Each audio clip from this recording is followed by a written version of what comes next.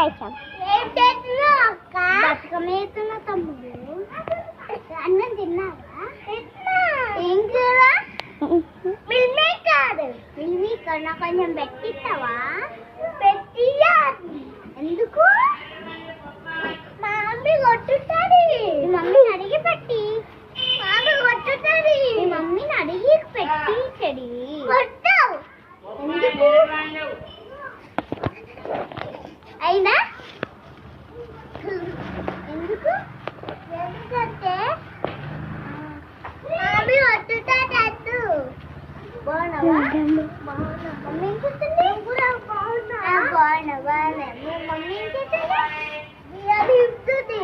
Video తింటుందా? ఏం video? ఫోన్లో. ఏం ఫోన్?